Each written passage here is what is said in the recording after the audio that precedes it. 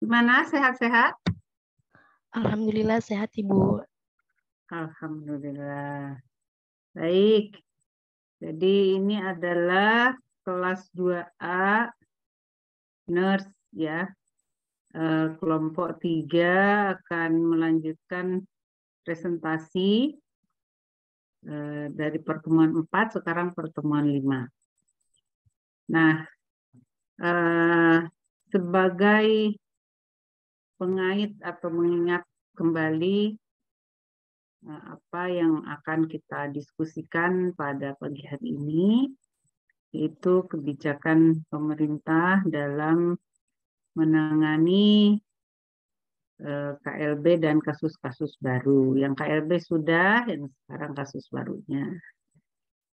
Jadi silahkan kelompok 3 ya untuk menjadi presentan dan akan dipandu oleh moderator. Siapa moderatornya?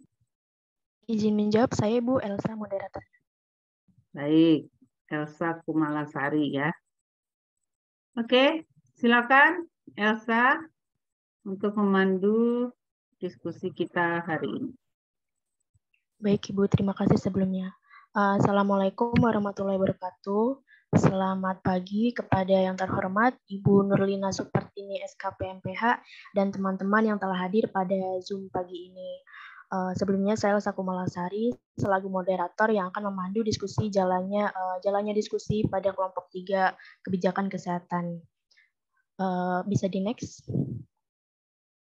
Adapun anggota dari kelompok 3 yaitu saya sendiri Elsa Kumalasari, Fadilatul Islamiyah, Farda Damayanti, dan Fariza Zakiatul. Nah, untuk pagi ini kita akan mendengarkan pemaparan materi dari kelompok 3 tentang kebijakan program pemerintah dalam mengatasi kasus-kasus penyakit baru. Dalam hal ini kelompok mengambil COVID-19. Baik, kepada kelompok dipersilakan untuk pemaparan materi. Baik, saya akan melanjutkan. Di sini ada pengenaan kasus baru, yaitu kasus baru adalah sebuah permasalahan yang baru saja muncul dan memunculkan masalah, sehingga harus ditindaklanjuti, dan menjadi perdebatan sehingga permasalahannya harus diselesaikan. Kasus baru yang muncul di Indonesia adalah coronavirus atau COVID-19, yang merupakan kasus baru yang harus ditangani di Indonesia untuk mengurangi terjadinya COVID. Pandemi COVID-19 di Indonesia merupakan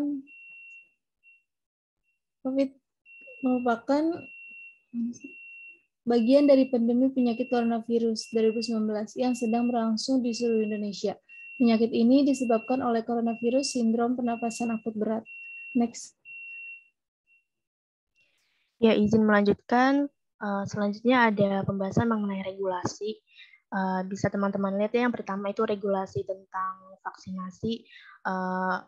Untuk kasus COVID sendiri ini kan tidak sebentar yang memakan waktu yang panjang gitu untuk menyelesaikan kasus ini. Bahkan sampai sekarang belum selesai dengan tuntas. Jadi dengan panjangnya lamanya waktu kasus baru ini, terutama yang kami bahas COVID ini, pemerintah mengadakan peraturan untuk menurunkan surat edaran yaitu nomor HK02 detik 02 2 2052 di mana tentang vaksinasi COVID dosis lanjutan. Lalu yang kedua ini surat edaran nomor 20 tahun 2002 di mana tentang protokol kesehatan pada pelaksanaan kegiatan berskala besar atau PSBB. Jadi di mana kegiatan ini digunakan untuk menghadapi pandemi yang berkepanjangan ini. Karena tidak kunjung selesai dengan waktu yang kurang singkat, maka pemerintah menurunkan surat edaran ini untuk mengantisipasi kita semua untuk menghadapi pandemi ini. Bisa di next. Ya, selanjutnya ada Peraturan Presiden Republik Indonesia nomor 14 tahun 2021 yang dimana tentang pengadaan vaksin tadi yang sudah saya jelaskan tadi, sama yang di awal, yang dimana vaksin ini merupakan kewajiban bagi seluruh masyarakat Indonesia yang telah ditetapkan sebagai sasaran penerima vaksin.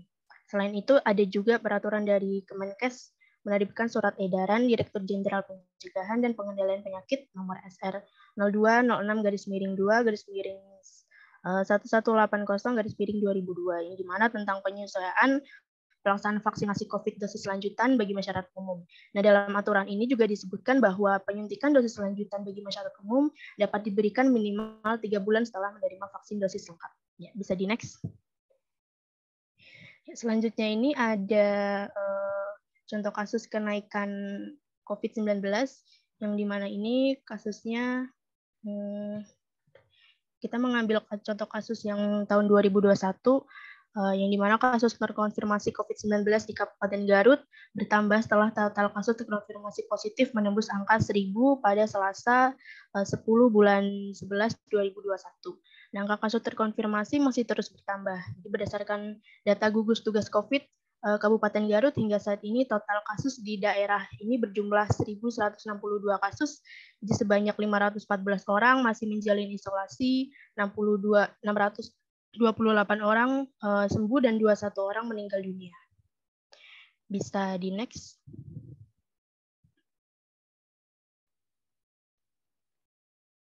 Ya, jadi metode yang digunakan untuk pencatatan kasus ini ada tracing, tracking, dan testing, tracing, dan tracking, yang dimana ini metode untuk pencatatan kasus dengan metode pelacakan, penelusuran, dan pengujian. Ya, lalu ada penyebab kasus ini, yang pertama itu klaster keluarga. Tentunya masih sampai sekarang juga masih banyak ya masyarakat yang masih abai terhadap pentingnya protokol kesehatan. Lalu yang penggunaan masker tidak menjadi kewajiban itu juga sama, saya tadi yang seperti jelaskan sebelumnya. Lalu ketidakpatuhan masyarakat terhadap protokol kesehatan, kurangnya pemahaman mereka terhadap bahaya penyakit dan manfaat penanganan, besarnya hambatan dalam akses kesehatan. Bisa di next. Lalu ada solusi dari pemerintah sendiri juga tentunya memberikan solusi untuk permasalahan masyarakat ini. Yang pertama itu tentunya dengan melakukan komunikasi lebih efektif hingga ke akar rumput melalui berbagai media dan metode, maksudnya ini ke berbagai semua kalangan agar menerima informasi yang sama tentang COVID ini. Yang bisa teman-teman lihat ya, sesuai keragaman usia, pendidikan, budaya masyarakat, kearifan lokal. Jadi agar informasi ini tersebar merata ke seluruh kalangan. Lalu yang kedua ini kampanye yang lebih jelas dan terarah sehingga masyarakat ini mempunyai pandangan yang sama. Jadi tidak ada masyarakat lagi yang memakan hoax tentang berita COVID ini. Jadi dilakukan kampanye ini agar masyarakat memiliki pandangan yang sama untuk menghadapi pandemi COVID-19. Lalu yang ketiga ini mempermudah akses kesehatan dengan informasi yang jelas dan terus-menerus hingga masyarakat cepat melakukan tindakan pemeriksaan, pengobatan, dan isolasi mandiri ketika terinfeksi. Nah, teman-teman pasti tahu sekarang itu ada aplikasi Peduli Lindungi dan itu kita bisa gunakan untuk misalnya melihat zona-zona mana yang zona hijau atau zona merah seperti itu. Lalu ada ini peraturan dari Kemenkes menerbitkan surat edaran. Ini sama yang tadi saya jelaskan pada slide regulasi, yaitu untuk melakukan vaksinasi bagi masyarakat umum. Bisa di next. Ya, jadi kesimpulan dari kasus yang kami angkat ini, dengan adanya kembali kasus COVID-19, pemerintah sudah menetapkan regulasi dengan mengenai vaksinasi COVID yang merupakan kewajiban bagi seluruh masyarakat Indonesia, yang dimana itu telah ditetapkan sebagai sasaran penerima COVID yang telah didata oleh Menteri Kesehatan, penetapan protokol kesehatan pada pelaksanaan kegiatan berskala besar. Bisa di next. Baik, di sini ada arah dan kebijakan pemerintahan dalam mengatasi kasus penyakit baru, yaitu COVID-19. Kebijakan-kebijakan yang telah dilakukan oleh pemerintah untuk bidang kesehatan adalah yang pertama, membatasi mobilisasi masyarakat. Kebijakan pembatasan mobilitas masyarakat dimulai PPKM level 3 dan 4. Kemudian yang kedua, 3M. Yang ketiga, ada pemerintah menetapkan program vaksinasi. Next. Kemudian ada strategi pemerintahan dalam mengatasi kasus penyakit baru atau COVID-19. Yang pertama ada protokol kesehatan. Kemudian yang kedua ada melakukan tracking dengan menggunakan berbagai metode, mulai dari PCR hingga rapid test antigen. Kemudian yang ketiga menyiapkan rumah sakit dan tempat isolasi Yang keempat, pemerintahan secara konsisten dan sistematis menggerakkan upaya 3T, 3M, dan menjalankan program vaksinasi COVID-19. Kemudian yang kelima, melakukan pemberian vaksin kepada masyarakat. Next.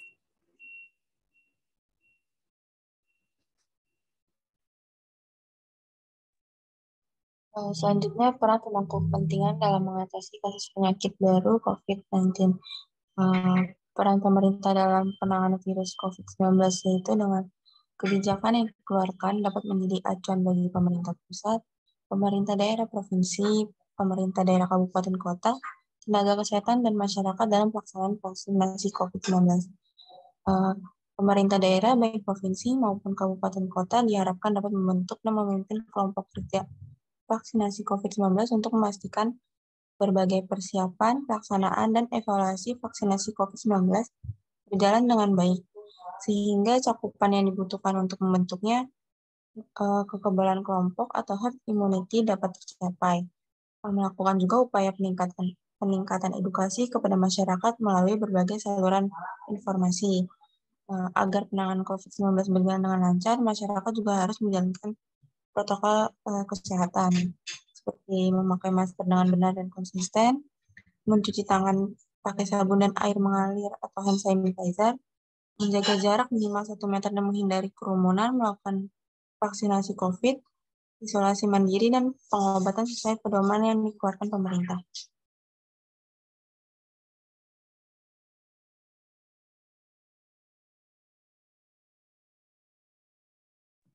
Selanjutnya ada isu kebijakan program. Yang pertama, vaksinasi COVID-19 sebagai satu tahapan persiapan sebelum transisi pandemi menjadi endemi. Penjelasannya berdasarkan data vaksinasi COVID-19 per 8 Oktober 2021, vaksinasi dosis pertama sudah berjumlah 98.382.941 atau 47,24%, dan vaksinasi dosis kedua berjumlah 56.267.95 atau 27,02%, dengan target sasaran vaksinasi nasional berjumlah 208 juta jiwa. Dengan proses percepatan vaksinasi diharapkan pada akhir tahun 2021 mencapai 70% penerima vaksin COVID-19 di Indonesia. Deputi Bidang Koordinasi Peningkatan Kesejahteraan Sosial Kemenko PMK Andi Megantara menjelaskan bahwa upaya tersebut dilakukan pemerintah supaya Indonesia dapat segera masuk masa transisi dari pandemi menjadi endemi. Yang kedua, protokol kesehatan yang ketat atau disebut sebagai 3M. Penjelasannya lebih jauh, Wapres menekankan bahwa sejak awal pemerintah telah berupaya untuk mengedepankan kebijakan kesehatan untuk menangani pandemi COVID-19. Upaya pemerintah yang dilakukan pada saat ini dari masa transisi menjadi endemi, transisi pandemi menjadi endemi dimulai dari sisi hulu, yaitu mengintensifkan vaksinasi, mendisiplinkan gerakan 3M, mengakselerasikan testing dan tracking, mengintensifkan screening Peduli Lindungi. Selanjutnya,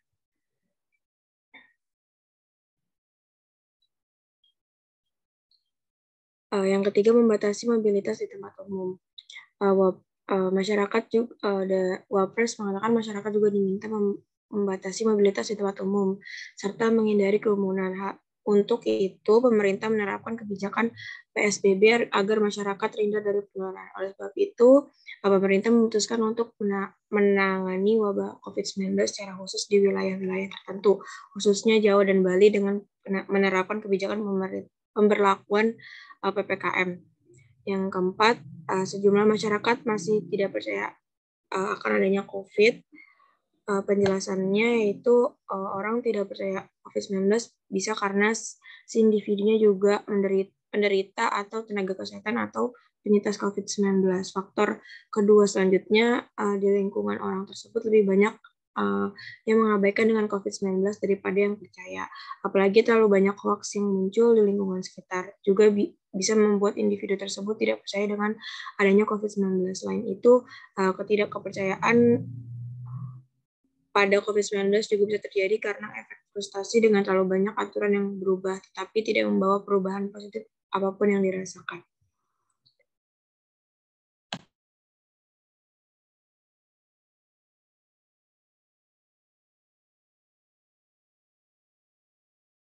Selanjutnya ada faktor-faktor yang mempengaruhi kebijakan. Yang pertama ada perceived susceptibility, yang berarti individu tersebut memiliki pengetahuan dan kesadaran diri akan kerentanannya terhadap penyakit COVID-19. Yang kedua ada perceived barrier, yaitu persepsi individu terhadap hambatan yang dihadapi saat melaksanakan protokol kesehatan. Lalu yang ketiga ada self-efficacy, atau tingkat kepercayaan diri dapat memicu individu tersebut untuk melaksanakan protokol kesehatan. Yang keempat itu ada cues to action, atau isyarat yang berupa dukungan dari keluarga, teman, tetangga, tokoh masyarakat, kader kesehatan, serta stakeholder pemerintah kepada individu dapat mempengaruhi seseorang dalam mematuhi protokol kesehatan.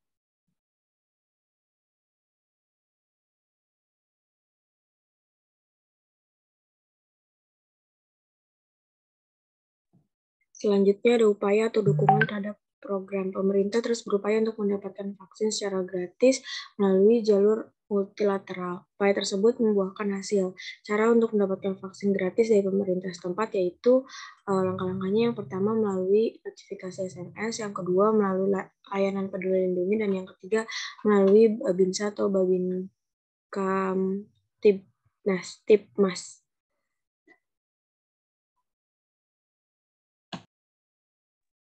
Ya, selanjutnya ini ada peran perawat ya dalam penanganan kasus baru ini, terutama COVID-19. Yang pertama ini memberikan edukasi tentang pentingnya vaksin. Jadi kan banyak ya masyarakat yang enggan mau bervaksin karena banyak hoax yang bertebaran atau misalnya merasakan efek yang tidak enak akibat vaksin itu. Jadi perawat mempunyai peran untuk mengadakan edukasi tentang vaksin tersebut. Yang kedua itu sosialisasi untuk meluruskan berita hoax. Vaksin dapat membuat masyarakat ragu untuk vaksin. Seperti tadi halnya sama dengan upaya pemerintah tadi yang saya jelaskan pada slide sebelumnya, adanya kampanye untuk menyamakan persepsi masyarakat, pandangan masyarakat terhadap bagaimana untuk mengatasi COVID-19 ini.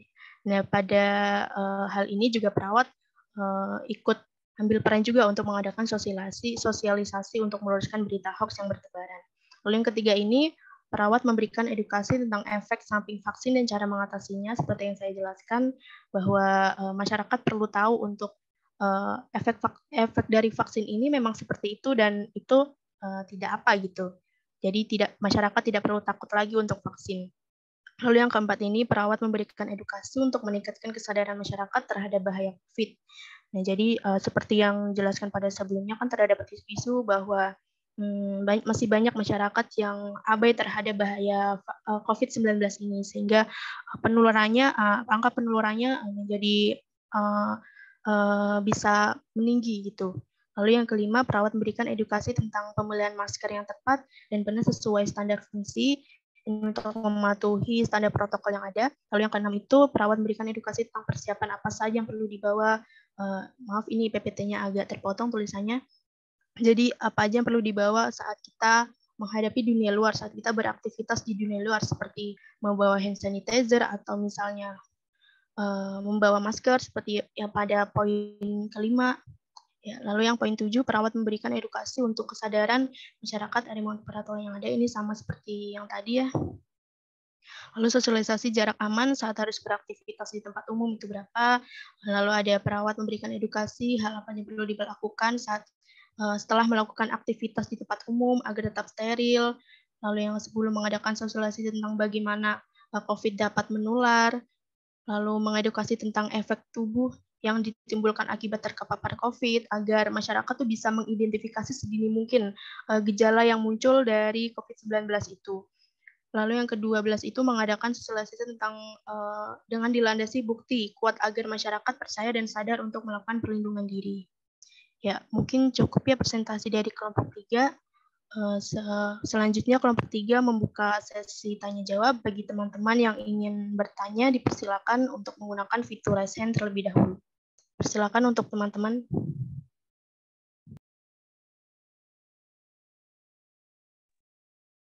Baik, yang pertama ada Rizka Permata. Silakan Rizka. Ya, terima kasih moderator. Sebelumnya saya Rizka Permata Oktaviani. Saya izin bertanya, tadi kan dijelaskan bahwa kebijakan pemerintah untuk mengatasi COVID itu kan banyak ya, mulai dari pakai masker sampai vaksinasi. Nah, terus tapi kita lihat kan kalau tahun ini tuh angka COVID tuh meningkat lagi. Terus saya mau tanya tanggapan kelompok, alasan-alasan apa aja sih yang membuat COVID tahun ini tuh meningkat lagi, padahal kebijakan pemerintah yang udah untuk mengatasi COVID ini sudah banyak. Terima kasih. Baik, terima kasih. Selanjutnya ada Adinda Ramadhani, dipersilakan. Baik, terima kasih moderator atas kesempatannya. Saya Adinda Ramadhani, izin bertanya. Dengan adanya upaya dukungan dari pemerintah sendiri untuk mendukung kebijakan yang udah dilaksanain, menurut kelompok itu mengapa masih aja ada masyarakat yang tidak mematuhi regulasi yang ada? Terima kasih. Baik, terima kasih. Selanjutnya ada Fazwah Firdayanti, dipersilakan. Yes, terima kasih moderator. Saya Fazwah Firdayanti dari kelompok 4. Bagaimana pemerintah meyakinkan kepada masyarakat bahwa vaksin itu wajib dilakukan? Soalnya masih banyak isu-isu mengenai vaksin itu sendiri, seperti percuma divaksin tapi tetap terkena, atau vaksin tersebut membuat tubuh sakit karena efek dari vaksin tersebut. Terima kasih. Baik, terima kasih. Apakah ada lagi yang ingin bertanya? Mungkin cukup ya, hanya 3 pertanyaan. Baik, untuk kelompok dipersilakan untuk menjawab.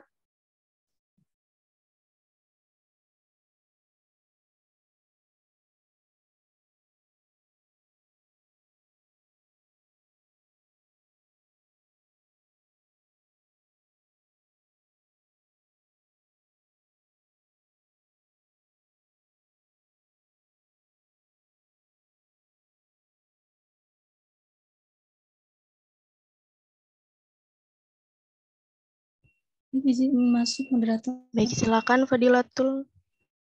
Saya ingin menjawab pertanyaan dari Rizka. Pertanyaannya, kebijakan pemerintah untuk menanggulangi COVID sangat banyak, tetapi angka COVID saat ini justru meningkat kembali. Jadi bagaimana tanggapan kelompok terhadap kebijakan-kebijakan pemerintah dalam menanggulangi COVID? Faktor-faktor apa saja yang membuat COVID di tahun ini kembali meningkat? Padahal kebijakan pemerintah sudah banyak yang dilakukan. Faktor-faktornya yaitu yang pertama telah terjadi penurunan proteksi diri yang terjadi di masyarakat. Kemudian yang kedua, cakupan vaksinasi booster di Indonesia juga masih sedikit, terutama di kelompok rentan seperti lansia. Dan yang ketiga, masyarakat juga belum seluruhnya mengikuti vaksin booster. Yang keempat, ada kemungkinan munculnya subvarian yang lebih efektif bersirkulasi di populasi. Kemudian yang terakhir, ada kekurangan kepedulian masyarakat dalam menaati protokol kesehatan. Apakah sudah terjawab, Rizka? Sudah, terima kasih. Baik, sebelumnya saya izin menjawab pertanyaan dari Adinda Ramadhani. Inti pertanyaan itu, mengapa masih banyak ya masyarakat yang enggan untuk mematuhi protokol, padahal pemerintah sudah gencar untuk mengadakan regulasi gitu. Jadi kalau menurut kelompok kami itu kan seperti tadi yang sudah kami jelaskan pada kasus Garut, COVID Garut tadi, itu penularan tertinggi itu ada di klaster keluarga. Jadi ya memang masih banyak masyarakat yang kurang percaya, bahkan tidak percaya sama sekali dengan COVID-19 itu. Jadi masih abai dengan protokol yang ada gitu, karena di lingkungan keluarga mereka sendiri tidak ada yang kena atau belum ada yang kena. Jadi mereka mikirnya masih aman-aman saja, mungkin seperti itu. Mungkin cukup dari jawaban kelompok. Apakah cukup, Adinda Ramadhani? Sudah cukup, terima kasih Elsa. Baik. Ya, mungkin sekaliannya selanjutnya saya ingin menjawab pertanyaan dari tadi Fazwah ya, kalau nggak salah, itu menanya tentang vaksin ya, upaya pemerintah sendiri untuk meyakinkan masyarakat terhadap vaksin, karena vaksin itu kan masyarakat nganggapnya vaksin buat sakit, jadi masyarakat enggan untuk vaksin gitu. Jadi kalau upaya dari pemerintah sendiri kan biar masyarakat mau nih untuk vaksin. Jadi kan pemerintah selalu ini ya, sekarang itu kan apa-apa harus ada surat vaksin gitu. Jadi masyarakat ya mau nggak mau juga harus vaksin gitu untuk melaksanakan kegiatan gitu. Seperti itu. Misalnya kita dulu kan kalau naik kereta kan harus ada vaksin keberapa gitu, seperti itu. Mungkin cukup dari kelompok kami. Faswa. Sudah cukup, makasih Elsa. Baik, terima kasih. Ya mungkin hanya ada 3 pertanyaan ya. Tiga-tiganya sudah dijawab. Cukup dari kelompok 3, presentasi dari kelompok 3. Mohon maaf atas segala kekurangannya. Moderator. Baik, Ibu. Coba ditanya lagi, apakah masih ada? Ya langsung ditutup aja. Apakah Baik, masih Ibu. ada yang mau bertanya lagi? Baik, Ibu. Mohon maaf, Ibu. Mohon maaf. Interupsi sebentar. Tolong semua on kamera. Ini banyak yang cuman nyala aja, orangnya nggak ada cuman nyorot jemuran. Gimana sih? Rezeki itu selalu tinggi kameranya, jemuran kamu aja yang nongol. Coba yang on kamera, yang sudah on kamera, perlihatkan mukanya full. Jangan cuman jidatnya aja, sudah selalu berkali-kali saya masuk. Kenapa sih nggak ngerti-ngerti? Apa sih susahnya? Kan tinggal ngatur letak kamera aja supaya muka nongol itu. Anda ini sedang kuliah.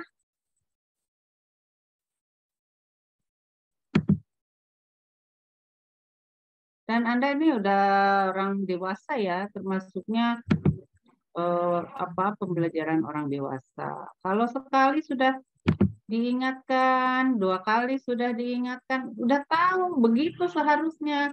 Saya yakin dosen-dosen yang lain juga sama. Saya sering bicara dengan yang lain. Juga begitu keluhannya. Kenapa ya mahasiswa itu? Cuma nongol kepalanya separuh, jidatnya saja.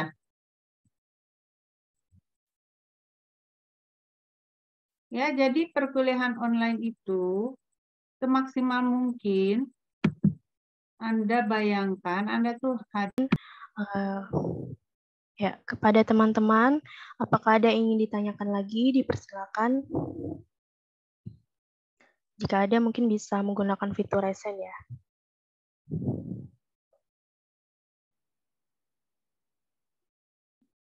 Silakan pada teman-teman. Apakah ada yang ingin ditanyakan lagi?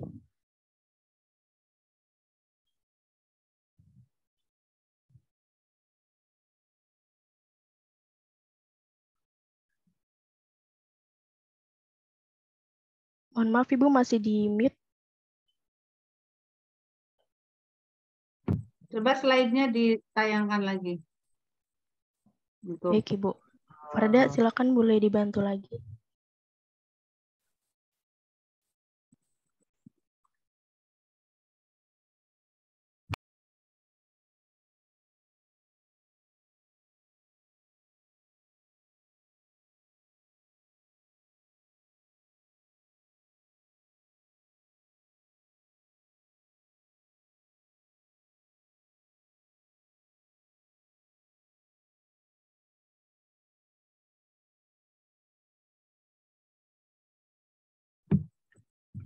Coba tayangkan slide ke-4 atau ke-5 tadi.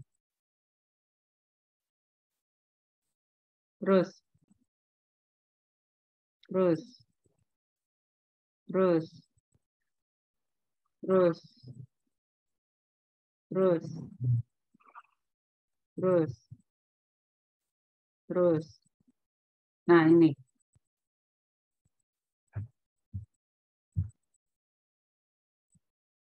Silakan. Ada yang mau bertanya atau klarifikasi?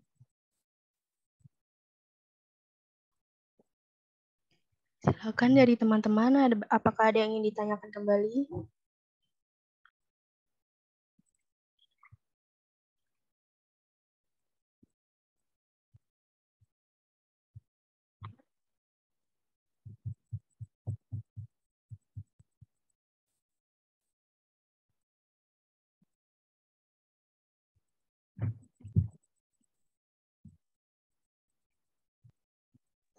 Izin Ibu, sebelumnya mohon maaf, sepertinya tidak ada pertanyaan lagi Bu dari teman-teman.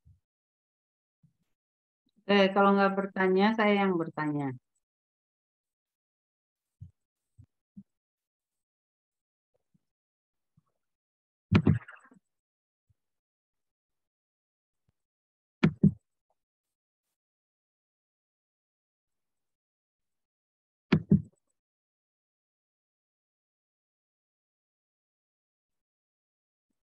Rizka coba. Rizka bisa nggak menjelaskan tentang 3T? Apa 3T itu? Dan bagaimana dalam pelaksanaannya? Silakan. Ibu izin menjawab, 3T itu singkatan dari testing, tracing, sama treatment. Testing itu maksudnya ngetes, jadi kayak misalkan dites dia itu positif COVID atau enggak, itu bisa lewat antigen atau rapid. Kayak yang dijelasin di nomor 2 ini, bisa dari PCR hingga rapid test antigen. Terus kalau misalkan tracing itu, bahasa Indonesia itu kan menelusuri. Jadi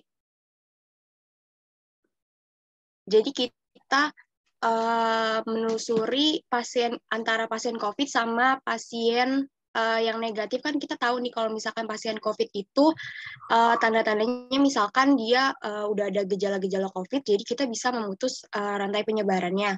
Terus habis itu yang terakhir itu treatment atau yang T yang kedua belum selesai.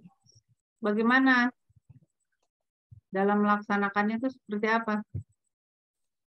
Yang pertama itu kita kan kalau misalkan di Peduli Lindungi itu kan kita bisa mengakses ya Ibu, siapa aja yang terjangkit COVID.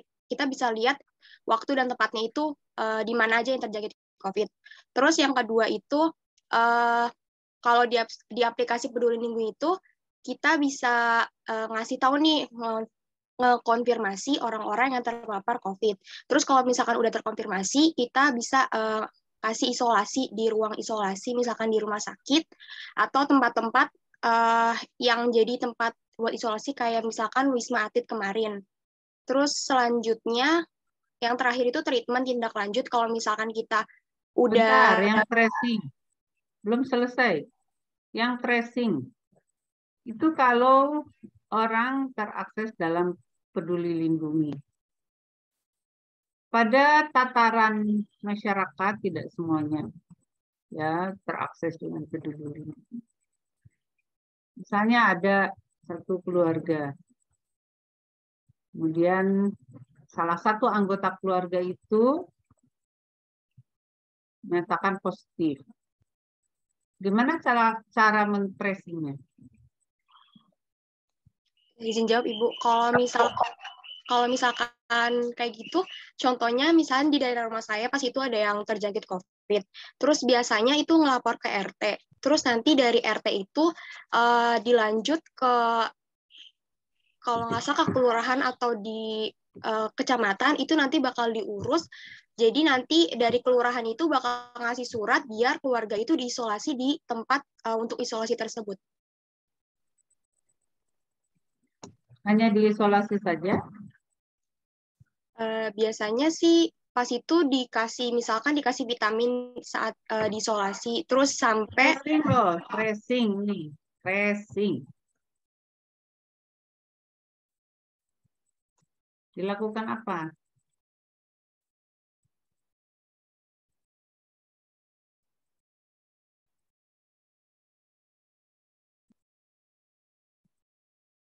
Orang-orang yang kontak erat dengan pasien itu dilakukan apa?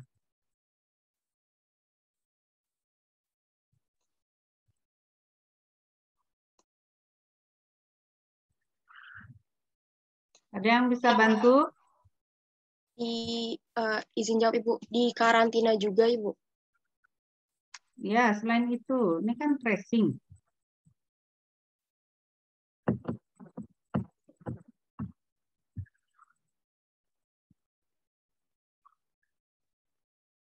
Silakan boleh temannya nambahkan. Dan menjawab, Ibu. Namanya. Ya, silakan. Menjawab. Ini siapa?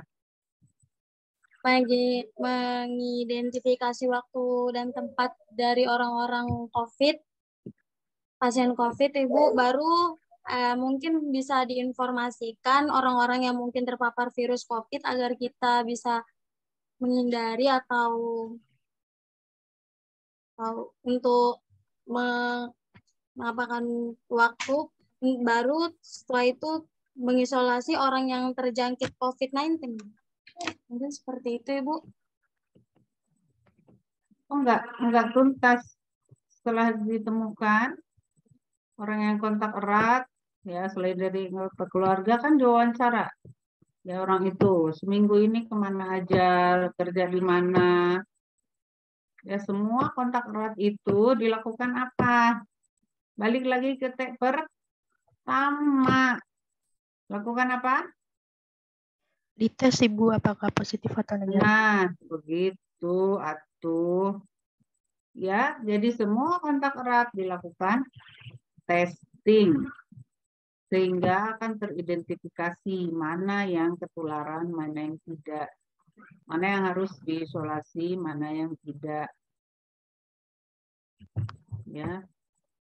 Oke, kemudian lanjut tadi siapa Rizka yang terakhir. Ya, yang terakhir itu treatment tindak lanjut. Jadi kalau misalkan udah dites, misalkan pasien itu terjangkit COVID, Treatment itu apa? Tindak lanjut. Kata siapa treatment itu tindak lanjut?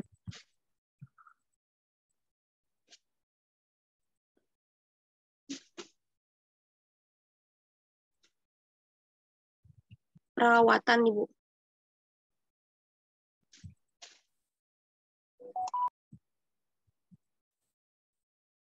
Ada yang bisa bantu?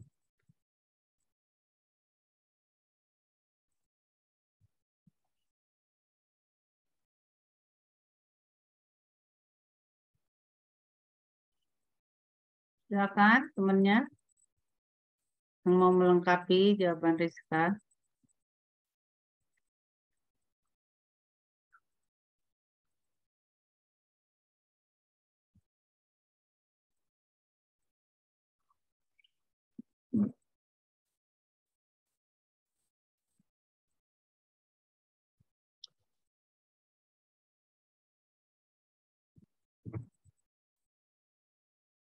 Pengertian dari treatment itu apa?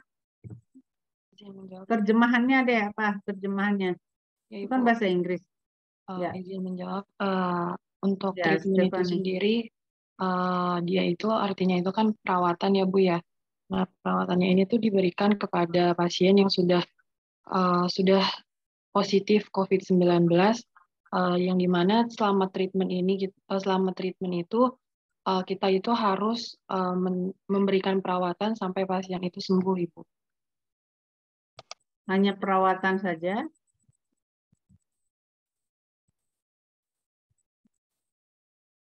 Dan pengobatan. Ya. Jadi tindakan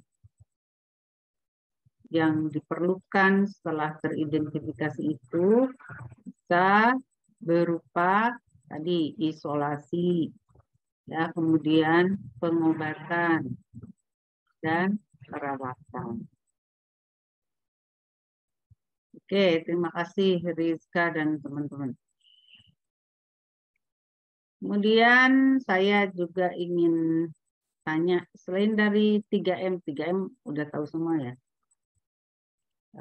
Ada yang 5M, ada yang 6M. Coba yang 5M itu apa ya? Galuh Fitri. 5M.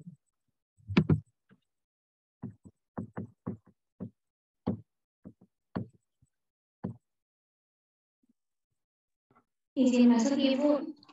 5M itu mencuci tangan, pakai masker, menjaga jarak, menjauhi kerumunan, sama mengurangi mobilitas. Oke. Kalau yang 6M?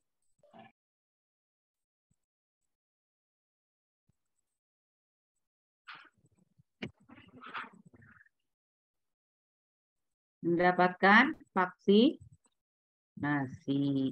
ya, yang ke-6. Itu kan berkembang terus tuh, ya.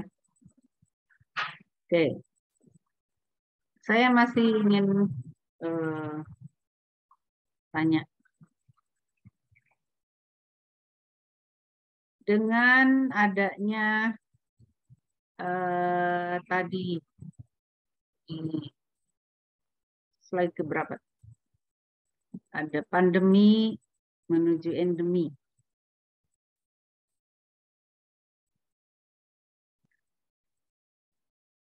Nah, coba dari kelompok dulu yang menulis. Silakan salah satu anggota menjelaskan maksudnya apa nih pandemi itu endemi.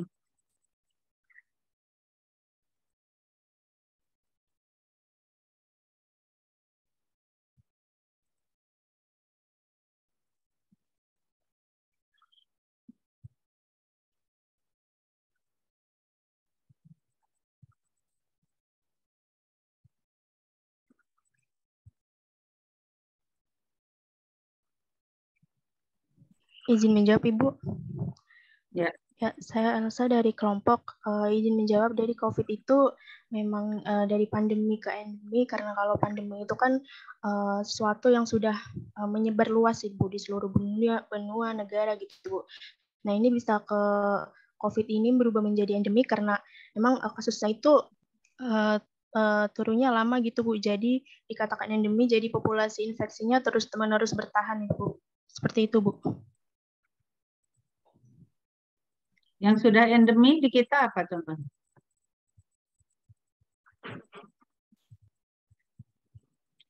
Yang sejak lama sudah menjadi endemi, misalnya.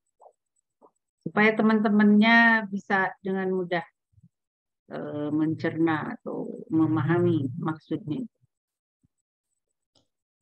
Izin menjawab, Ibu, kalau menurut pengetahuan saya, kalau yang di Indonesia itu tuberkulosis, Ibu, juga TBC, penyakit TBC juga menjadi endemi, Ibu. Apa lagi?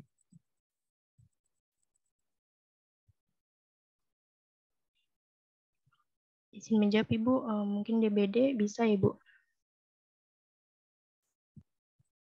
Yang mirip-mirip dengan COVID-19.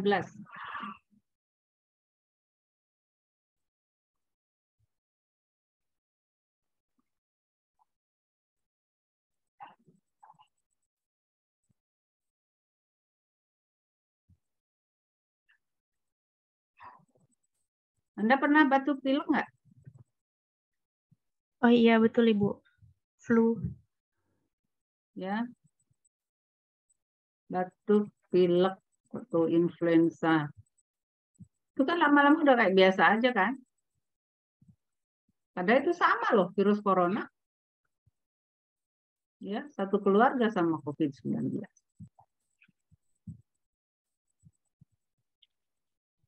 Oke. Masih ada yang mau bertanya? Ini ke kelompok, silakan saya beri kesempatan. Ada temannya yang masih mau tanya ke kelompok sebelum ditutup diskusinya nanti. Ya, silakan dari teman-teman. Apakah ada yang ditanyakan lagi kepada kelompok? Dipersilakan.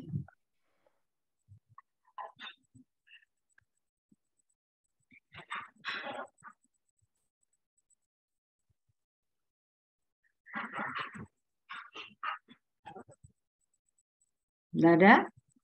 Oke. Kalau nggak ada, silakan moderator untuk diakhiri, disampaikan kesimpulan, dan kemudian bisa diakhiri. Baik, Ibu. Jadi dalam apa yang tadi disampaikan dari presentasi kelompok 3 ini, dalam menghadapi kasus-kasus baru seperti peningkatan kembali kasus COVID-19, pemerintah ini sudah menetapkan regulasi.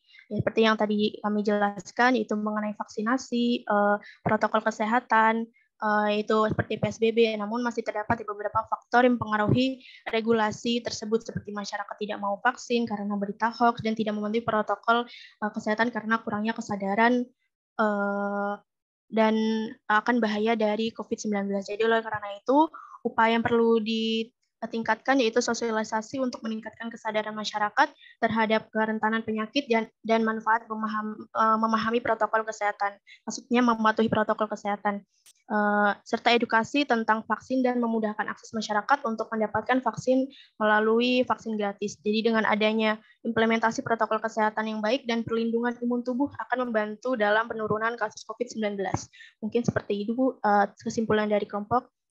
Sebelumnya mohon maaf atas segala kekurangan presentasi dari kelompok 3. Terima kasih. Wabillahi taufiq walhidayah. Wassalamualaikum warahmatullahi wabarakatuh. Saya kembalikan kepada Ibu Nurlina. Waalaikumsalam warahmatullahi wabarakatuh. Tepuk tangan dulu untuk kelompok 3. Ya, terima kasih moderator dan kelompok 3 yang telah mempresentasikan hasil diskusinya dengan cukup baik. Ya, beberapa catatan yang saya punya ini dari proses diskusi maupun dari presentasi kelompok 3. Yang pertama terkait dengan karakteristik dari virus ya pada COVID-19. Saya mengajak saudara-saudara untuk coba mereview kembali, mengingat-ingat. Anda kan sudah tamat SMA ya, tahun 19 akhir Anda tamat SMA ya?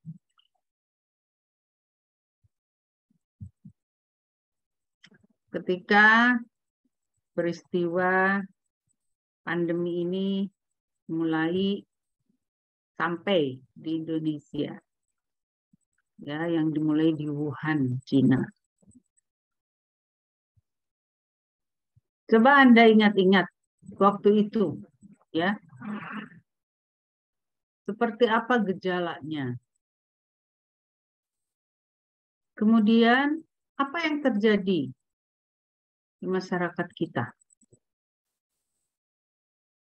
ya?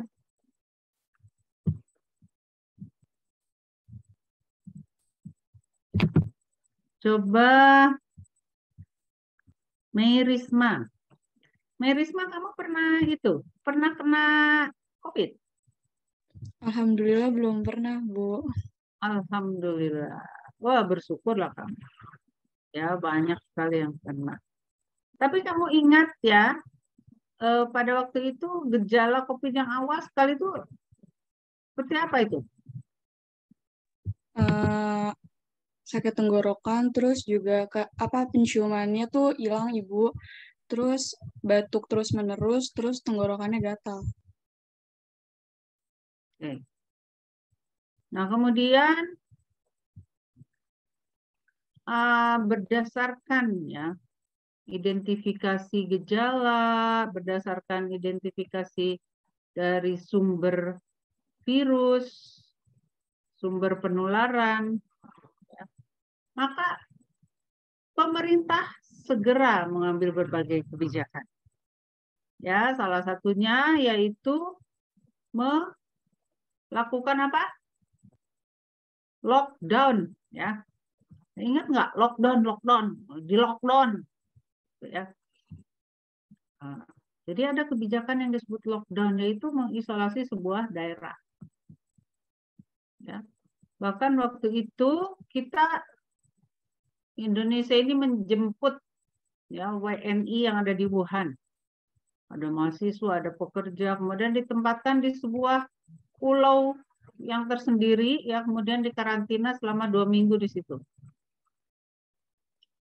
Nah, itulah contoh real dari kebijakan. Ya, saya nggak mau terus ngawang-ngawang. Kamu tuh takutnya konteksnya nggak nangkep gitu loh. Ya, jadi sekarang mari kita melihat aja. Ini kan kita semua mengalami sekarang ya. Nah, jadi itu adalah contoh dari kebijakan pemerintah bahwa pasien atau masyarakat yang terpapar ya itu harus diisolasi. Nah, itu sebuah kebijakan namanya. Ya, baru itu aturan itu dituangkanlah dalam peraturan-peraturan tadi yang Anda tampilkan. Ada Perpres anu, ada surat edaran anu, ada Permenkes anu gitu. Tapi semua itu tidak terlepas dari penyelidikan epidemiologi. Ingat pada pertemuan 4? Nah, jadi tetap itu berdasarkan melihat hostnya siapa, ya, agentnya bagaimana, environmentnya bagaimana, sehingga terjadi penyakit COVID-19 itu. Maka pemerintah mengeluarkanlah kebijakan-kebijakan. Salah satunya adalah isolasi atau karantina. Ya, apalagi ini baru loh. Wah, kok aneh.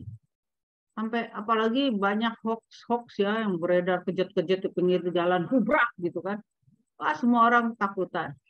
Nah, sampai saat itu semua yang namanya masker ya habis tuh diborong orang sampai harganya berlipat-lipat.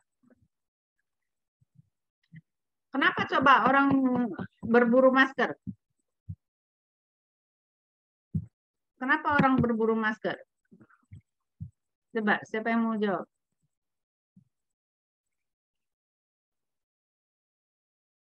Silakan. Pada awal sekali. Izin menjawab, Ibu. Ya, Novia. Agar tidak terpapar COVID-19, Ibu. Memang terpaparnya seperti apa itu? Penularannya dari apa? Seperti ketika bersin atau batuk melalui droplet, Ibu. Apa itu droplet? Cairan, Ibu. Cairan. Jadi kamu penuh droplet dalam tubuhnya karena banyak cairan gitu. Yang jelas dong.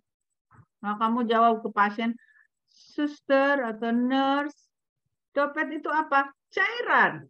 Lah saya minum droplet dong ini. Ini saya minum droplet. Coba Novia dilengkapi jawabannya. Ya, izin menjawab, Ibu. Percikan cairan atau lendir yang dihasilkan dari saluran pernafasan, Ibu. Ketika apa bisa keluar? Ketika saat berbicara. Terus? Batuk dan bersin. Oke, sehingga itulah harus menggunakan masker. Ya, semua orang takutan tuh, takut ketularan. Jadi parno. Nah, ya.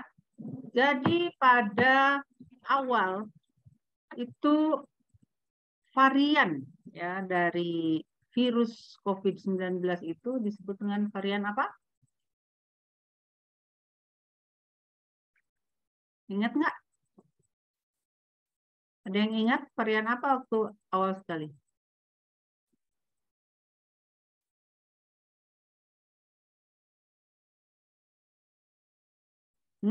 Varian alpha, ya.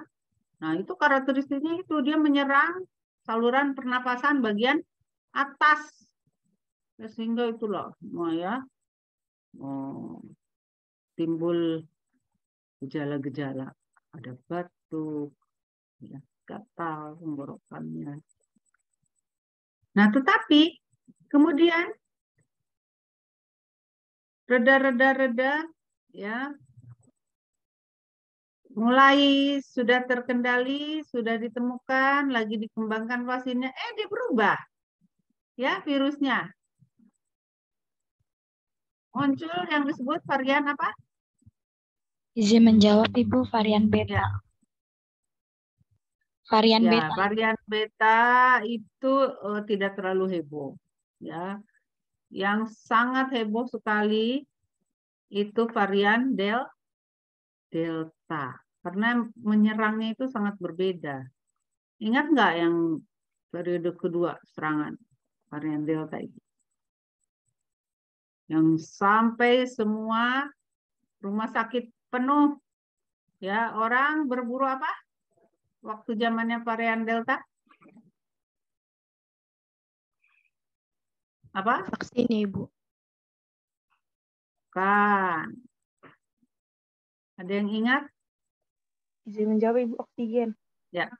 Nah, iya benar Winda. Ya, oksigen tuh mahal, susah.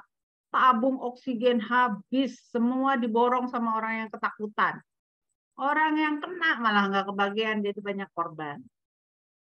Ya, rumah sakit penuh sampai ke pelataran parkir, sampai di tenda-tenda, semua sesak napas.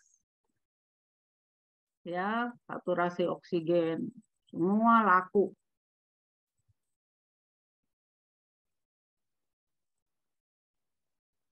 Masker udah murah tuh. Kenapa? Karena si varian ini berubah karakteristiknya. Dia menyerang pernapasan bagian bawah. Jadi timbullah sesak nafas yang hebat, yang cepat membawa kematian. Nah, pada saat ini tuh sudah banyak sekali petugas dan tenaga kesehatan itu yang menjadi korban. Ya, mereka sudah kelelahan, ya, exhausted.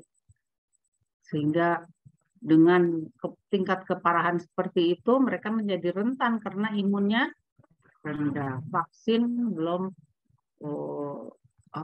begitu banyak, ya. Nah, itu pemerintah itu menetapkan lagi kebijakan, ya, berupa PSBB, berupa vaksinasi, kewajiban untuk menjalankan vaksinasi, memberikan edukasi, gitu loh. Udah dapat bayangan nggak? Ya, yang namanya kebijakan itu lahirnya itu seperti itu. Nggak ujug-ujug, ya. Kita bikin kebijakan gini, gitu kan? Enggak. Jadi dia sebetulnya merupakan tindakan-tindakan, baik merupakan preventif, ya, kemudian kuratif, promotif maupun rehabilitatif. Tapi semuanya berdasarkan pengalaman empiris, baik yang dialami oleh negara kita maupun negara lain. Jadi kalau udah kejadian misalnya Ebola, kan nggak pernah tuh, amit-amit ya. Nah, tapi itu kita tahu terjadi di Afrika sana Ebola, kan serem banget Ebola itu. Ya, bisa perdarahan, semua keluar darah. Coba bayangin mata kamu keluar darah ngucur-ngucur. Ya, nah itu pemerintah tuh mengeluarkan kebijakan berdasarkan pengalaman negara lain. Misalnya, semua yang datang dari benua Afrika maka harus dites Ebola free dulu, gitu loh. Kemudian ketika ada sebuah kasus di sebuah negara di manapun, maka dia akan ditangkal, nggak boleh masuk Indonesia. Gitu. Nah, itulah kebijakan-kebijakan untuk menghadapi penyakit baru. Jangan sampai udah ini COVID belum selesai, datang lagi penyakit baru lain. Ya. Nah, kemudian berkembang lagi nih. Sekarang ya virusnya jadi berubah lagi karakteristiknya. Ya. Virus apa sekarang yang lagi nyerang? Omikron, Ibu. Omikron. Ya. Nah, walaupun gejalanya lebih ringan daripada Delta. Tetapi apa ciri khas dia?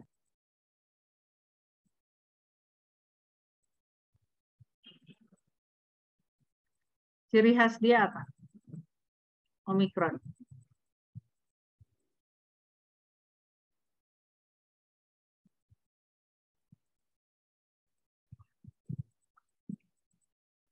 Izin menjawab Ibu, yang penyebarannya lebih cepat kan Ibu? Ya, penyebarannya itu cepat sekali. Ya, bahkan dalam hitungan detik, katanya 11 detik itu bisa nularkan. Ya, dan itu bukan oleh droplet lagi dia. Tidak perlu dia karena kena percikan, tapi dia bisa karena airborne. Ya, karena si dropletnya tadi menjadi partikel-partikel aerosol yang dapat tinggal ya beredar bersama udara. Kalau droplet kan lebih besar molekulnya. Jadi ketika dibuktikan oleh sebuah studi kasus ya ada klaster di sebuah restoran, jadi orang yang berada pada aliran udara dari air conditioner itu mereka terkena semua.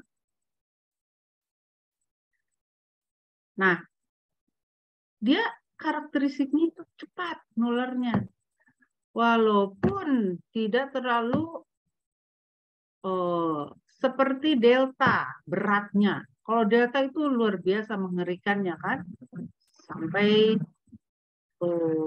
slimnya atau dahaknya itu kental sekali dan sulit diangkat dari ruang cabang-cabang bronkus dan paru-paru.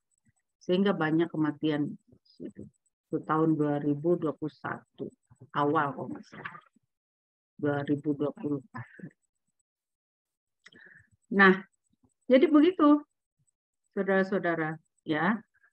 Sebuah kasus baru itu bisa berubah karakteristiknya sesuai dengan agennya yang dia sifatnya berubah-ubah. Ya, dia bermutasi. Apalagi dalam kurun yang lama. Ini kan sudah dari awal sudah diprediksi ya. COVID-19 ini akan minimal paling cepat hilang dalam 2 tahun. Kita udah ngeri aja dulu. Aduh, tahun 2022 gitu kan. Ternyata ini 2022 udah pertengahannya malah naik lagi kan. Gitu. Jadi ini belum berakhir saudara-saudara. Ya. Kita tidak berharap ini terus kemudian nanti virusnya bermutasi lagi. Naudzubillah min dzalik. Oleh karena itu komunikasi kepada masyarakat ya yang disebut dengan risk communication, komunikasi risiko. Pernah dengar nggak risk communication, komunikasi risiko? Ya, itu sangat perlu.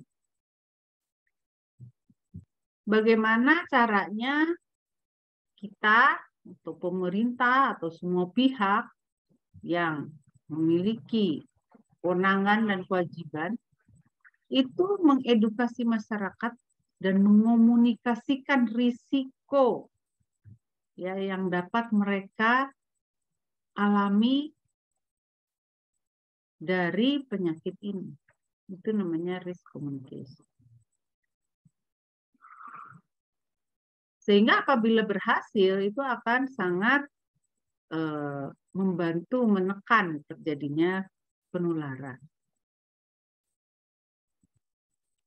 Nah, komunikasi risiko ini termasuk merupakan salah satu yang harus dilakukan oleh perawat.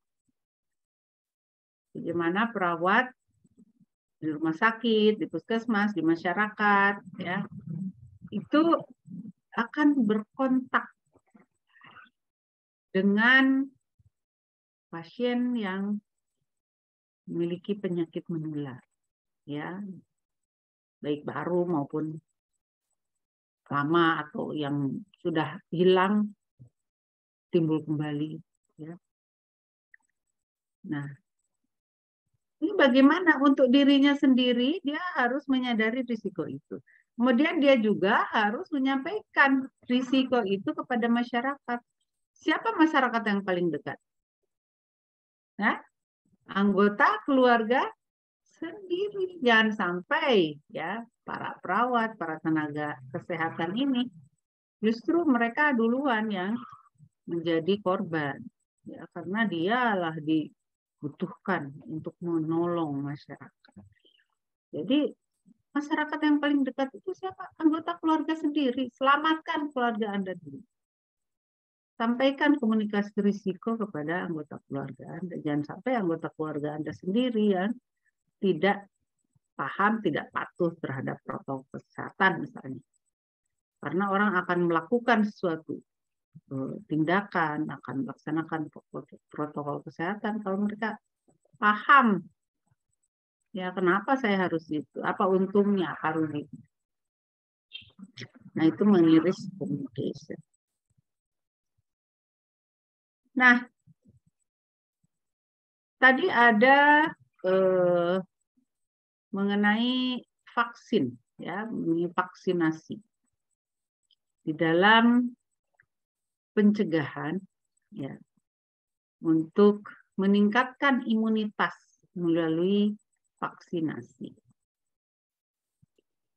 Anda pernah dengar yang disebut kekebalan kelompok? Herd immunity? Siapa yang bisa jelaskan herd immunity? Silakan.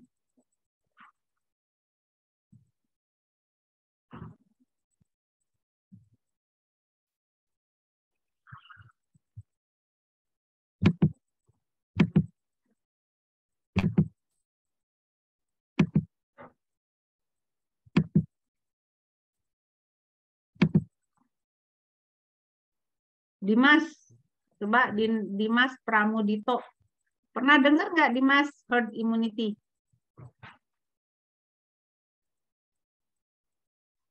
Izin menjawab Bu, herd immunity itu saya kalau yang terdengar itu saya belum pernah ya Bu. Kekebalan kelompok. Bahasa Indonesianya kekebalan kelompok. Bahasa Inggrisnya herd immunity. Belum pernah dengar?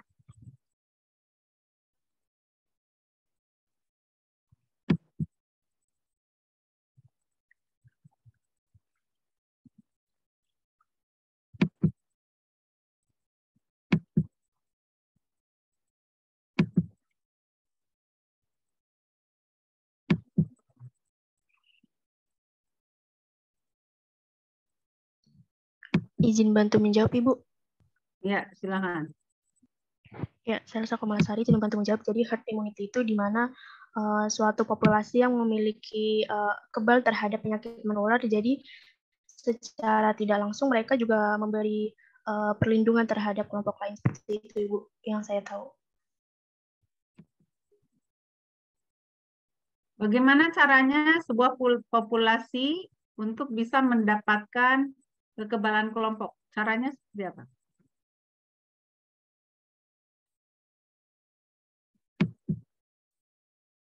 Sehingga seluruh populasi itu dapat terlindungi, kata Elsa tadi. Gimana caranya?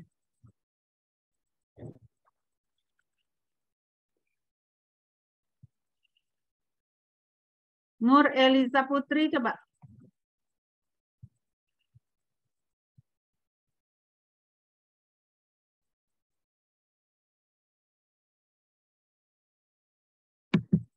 Silakan Nur.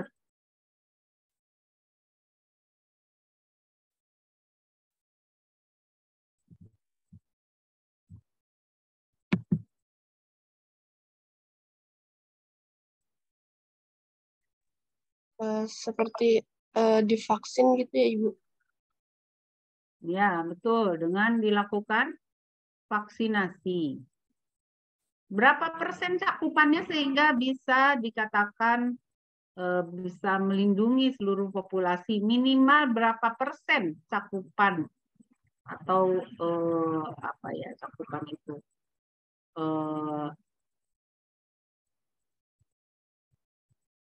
sasaran ya yang telah diimunisasi. Berapa persen? Sekitar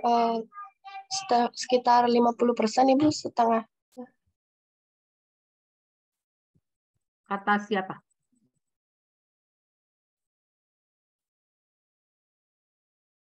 Kamu baca di mana 50%? Ada yang mau membantu Nur Eliza? Berapa persen?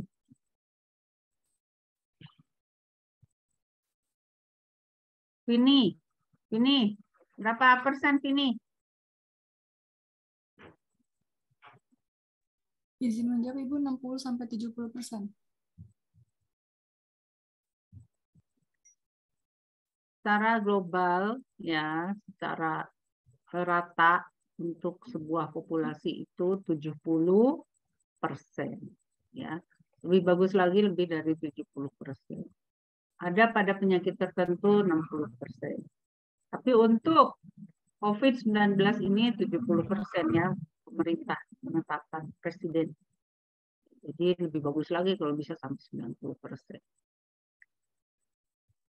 Kekebalan kelompok itu didapatkan ya bahwa sebuah populasi itu terlindungi dari sebuah penyakit ya apabila dia sudah dibikin kebal ya anggota populasinya itu minimal 70%.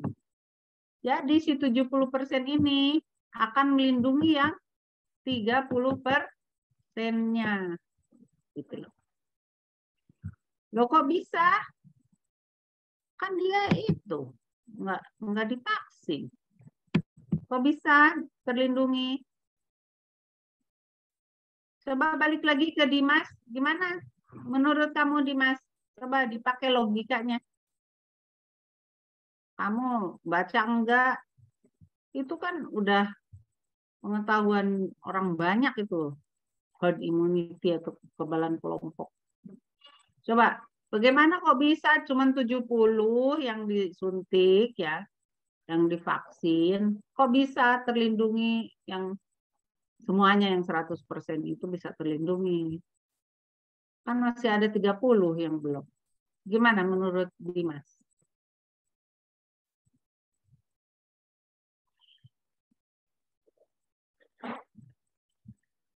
Izin masuk Bu, mungkin kan setiap orang kan punya imun yang masing-masing yang berbeda ya Bu. Jadi kalau 70% itu pengikatan dari obat itu balik lagi ke ini ya Bu, pasiennya. Setiap orang kan memiliki kekebalan yang berbeda-beda. Misalnya dari pasien yang memang ada imun tubuh yang menurun, mungkin bisa aja Bu, bisa bisa terkena COVID kembali. Sedangkan kalau yang imunnya yang tinggi itu bisa aja kayak masih dalam sehat Ibu. Mungkin itu Ibu. Coba dilengkapi dengan temannya. Coba siapa yang mau melengkapi, monggo.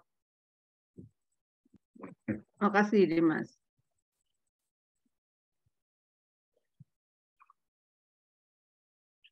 Adelia coba dilengkapi Adelia.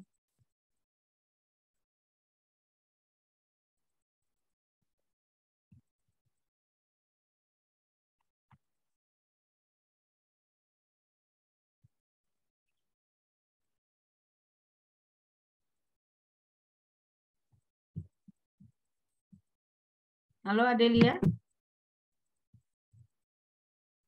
Menurut Anda gimana coba?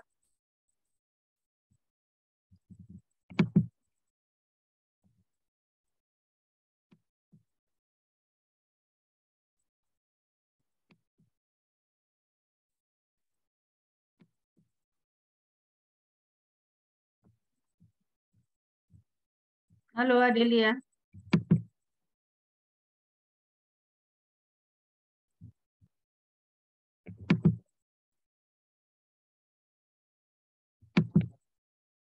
Nggak apa-apa, salah itu nggak apa-apa, kan kita lagi belajar. Nanti kalau kamu udah jadi nurse, salah nggak boleh. Izin Ibu, apakah boleh saya membantu menjawab? Adelia dulu, Adelia jangan diam aja.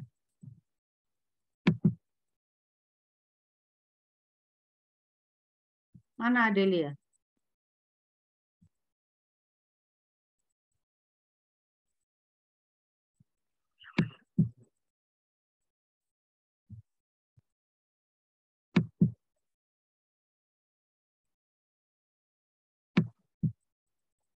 Mana? Hilang.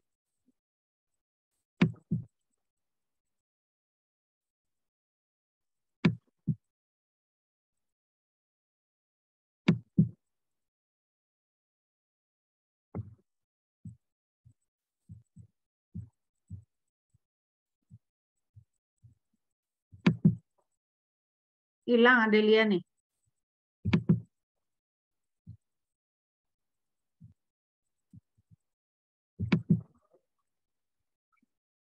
Ini kelebihannya online ya. Kalau offline tuh nggak bisa ngilang ke kolong bangku atau masuk ke dalam lantai.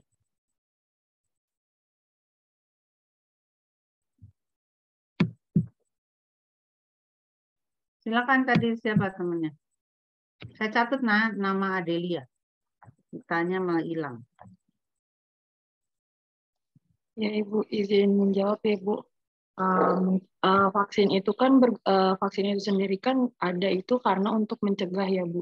Jadi kenapa hanya 70% itu kan hanya vaksin itu diadakan setidaknya untuk mengurangi resiko penularan COVID-19 yang dimana vaksin itu kan berguna untuk merangsang antibodi untuk melemahkan virus-virus yang ada gitu Bu.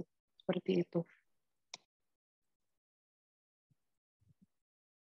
Oke. Melemahkan virus yang ada. Apakah betul seperti itu mekanisme sebuah vaksinasi? Vaksinasi sendiri memang dia memasukkan virus, tapi virus yang sudah dilemahkan atau sudah mati. Tapi ketika dia sudah masuk ke dalam tubuh kita, dia akan memberikan jejak sehingga tubuh kita sudah mengeluarkan antibodi. Ya, virus yang di luar itu sendiri dia nggak lemah kalau kita pakai vaksin, kemudian ada virus nih, cukup, ada virus masuk, dia nggak lemah, virusnya sama virulensinya, masuk ke dalam tubuh juga dia nggak menjadi lemah, cuma tubuh kita yang kuat gitu loh, Stefani. Ya, dia bisa menyerang balik, itu bisa mematikan, bisa mempertahankan hostnya sehingga dia masih hidup, itu nggak mati kitanya. Ya, jadi ya kenapa tadi kok 70%? Jadi secara apa ya, diagram mungkin akan lebih mudah ya kalau kita menggambarkan. Jadi yang 30% itu kan scatter, ya, tersebar di antara yang 70%. Itu kan sekitar 1/4 sampai 1/3-nya ya. Itu scatter, dia tersebar. Nah, jadi kalau kita bayangkan nih, penularan itu ibaratnya sebuah bola pingpong ya. Sebuah bola pingpong. Nah, si bola pingpong ini dia menulari orang yang enggak divaksin ya. Nah, kemudian dia keluarin dari tubuhnya batuk, kebersihin haci gitu kan. Keluarin droplet dan lain-lain. Nah, itu kan kemungkinan dia akan mengenai orang yang nggak divaksin juga, tapi bisa juga mengenai orang yang sudah kebal, ya, sudah divaksin. Sehingga apa yang terjadi ketika kena orang yang sudah kebal, dia tidak bermanifestasi lebih jauh. Jadi belum tentu orang yang sudah kebal itu nggak kena ya. Bisa nggak kena, tapi bisa kena, tapi gejalanya ringan. Nah itulah ya, makanya Anda harus bisa menjelaskan ke masyarakat. Oh saya udah divaksin kena juga. Sudah divaksin itu bukan menjamin tidak kena. Tetapi dia bisa kena, tapi karena tubuh Anda sudah memiliki antibodi, maka gejalanya lebih ringan. Maka kalau belum divaksin Anda meninggal, tapi karena ini sudah divaksin nggak harus sampai meninggal istilahnya begitu. Walaupun meninggal itu urusan Tuhan. Ya nggak kena COVID juga meninggal aja ya. Yang lagi tidur nggak sakit apa-apa meninggal, itu memang beda urusan. Ini kan secara keilmuan. Nah, jadi ketika misalnya kenalah dia kepada seorang yang tidak timbul sama sekali gejala, kan dia si bola pingpongnya diem, ya nggak Stefani? Dia nggak pingpongin lagi ke yang lain, gitu loh. Nah, tapi kalau kena ke yang tadi yang belum diimunisasi lagi, ya dia kena. Kemudian dia misalnya nularin lagi, pingpongnya ditendang lagi sama dia. Tapi pada suatu saat karena memang sebagian kecil ya yang 30% itu sangat berbeda ya, 30 lawan 70, maka suatu saat si pingpong itu pasti akan mentok gitu. Sehingga itulah disebut dengan kekebalan kelompok. Walaupun ada yang sakit tapi gejalanya ringan ya, kemudian tidak menimbulkan penularan yang besar. Itu disebut herd immunity. Ya, Dimas? Ya, teman-teman semua. Oke, masih ada waktu 3 menit lagi. Saya ingin menekankan mengenai kelompok rentan. Ada yang disebut dengan kelompok rentan ya, misalnya pada COVID-19 ya. Misalnya kalau pada HIV/AIDS kan dulu itu pandemi juga tuh, lama-lama jadi endemi ya. Nah, itu ada kelompok rentannya HIV/AIDS itu, misalnya orang-orang yang berperilaku berisiko ya. Ada yang pengguna jarum suntik, ada yang berperilaku berganti pasangan ya. Ada petugas kesehatan loh yang bisa kecolok jarum dari itu ya, banyak itu adalah kelompok risiko. Nah pada COVID-19 itu juga ada kelompok rentan yang sangat berisiko. Ya, coba Ibtisamah Saputri, kelompok rentan dari COVID-19 itu apa aja?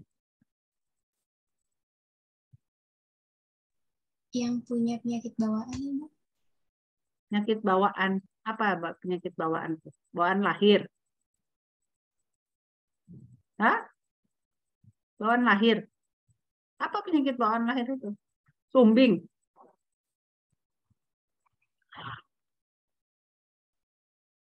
Apa pengertian penyakit bawaan itu? Bawaan dari mana? Bawa dari lahir, dari rumah, dari pasar. Yang jelas dong. Ada nih coroners. Yang seperti penyakit paru-paru, Pak. Komorbid, Ibu. Nah, komorbid ya. Nah, jadi orang-orang yang sudah memiliki komorbid artinya penyakit-penyakit yang sudah dia derita, penyakit kronis yang sudah dia derita sebelumnya. Hipertensi, jantung, kanker, ya penyakit PTM lah banyak, diabetes. Kenapa dia jadi rentan? Karena tubuhnya dia sudah berubah ya, kemampuan bertahannya, cadangan fisiologinya, ya, sehingga ditambah dengan penyakit yang berat itu dia akan runtuh ya imunitasnya. Kemudian dari sistem tubuhnya, ya orang yang DM ketika diberikan obat-obatan COVID yang sedang berat, nah banyak kontraindikasinya. Dikasih ini, oh ini nggak boleh, jantungnya nggak kuat. Ini dikasih ini, oh ini nggak boleh gitu loh. Orang yang sakit hipertensi, Ketika harus dimasukin obat tertentu untuk COVID, wah ini nggak bisa, ini nanti bertentangan dengan hipertensinya gitu. Ya, jadi yang komorbid itu begitu, sehingga dia akan lebih sulit penanganannya. Kemudian apalagi kelompok rentan? Ibtisama? Tenaga kesehatan, Ibu. Tenaga kesehatan. Apalagi?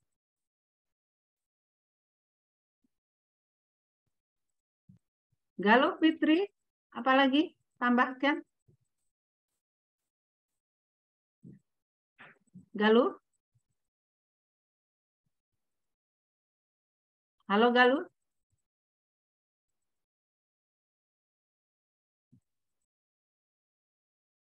Habis dari mana itu Galuh?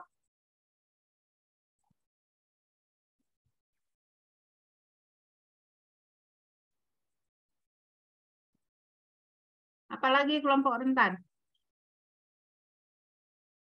untuk COVID?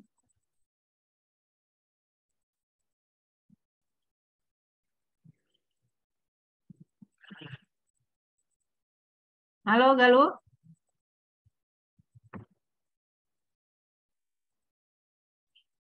Izin masuk, Ibu. Ya, apalagi? Perempuan, penyandang disabilitas, lansia. Penyandang disabilitas? Iya, Ibu. Penderita penyakit bawaan. Terus? Pekerja sektor informal. Dari kelompok umur aja yang gampang, ya. Sektor informal itu banyak kali lah, ya, tukang-tukang sayur dan segala macam. Sebetulnya dari sisi itu secara general, ya, lansia, ya, secara kelompok umur itu lansia. Kalau penyandang disabilitas misalnya, orang sehat walafiat cuman buntung doang kakinya. Tapi sehat walafiat dia nggak punya komorbid, nggak punya apa. Itu kan sama juga, bukan kelompok rentan. Lansia. Kenapa lansia? Meirisma kenapa? Lansia itu kelompok rentan.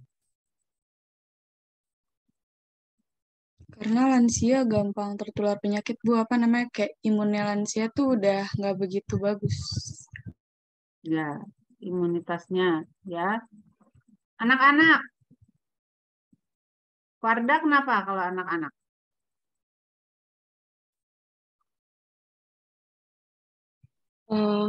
Karena anak-anak itu kan biasanya masih rentan dalam kena penyakit ya Ibu. Jadi sama Ibu dia imunnya itu belum bagus. Selain itu, pada anak-anak juga dia belum kooperatif, ya, apalagi kalau balita, ya, disuruh pakai masker, nggak mau, diobatin susah, ya, sehingga menjadi lebih sulit. Oke, ya, jadi dari semua yang telah kita bicarakan, ada hikmah, ya, dari penyakit baru atau COVID-19 yang sudah menjadi pandemi selama 2 tahun lebih ini. Ya, saya minta Salsabila coba. Menurut Salsabila, hikmah yang dirasakan apa?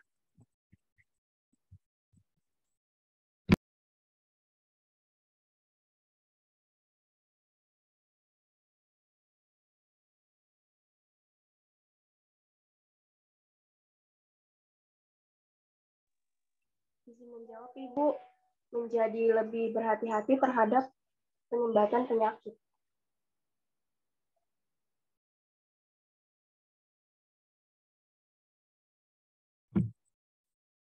Apa lagi?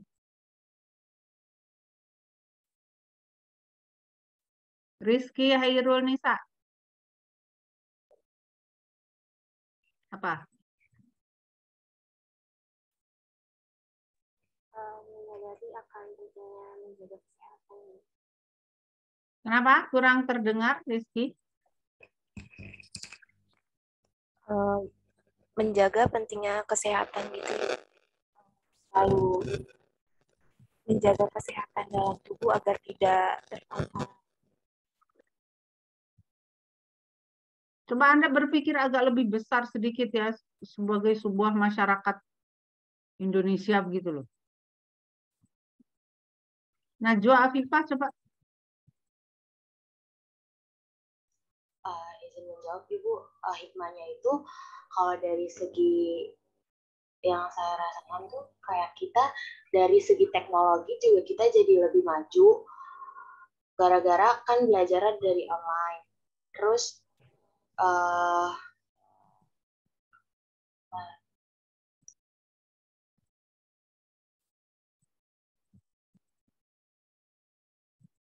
Apalagi Najwa? Mau ada yang ditambahkan?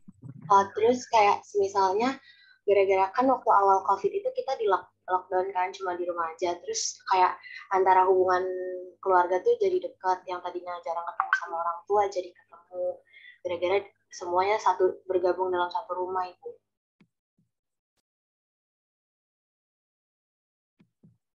Oke, terima kasih. Ya, selain dari apa yang tadi disampaikan oleh teman-teman, ya,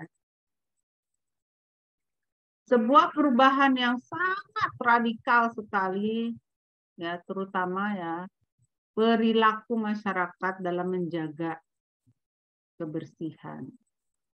Itu gara-gara COVID-19 ini, yang dulunya mungkin baru berapa persen aja ya, yang masyarakat aware dengan menjaga kebersihan, menjaga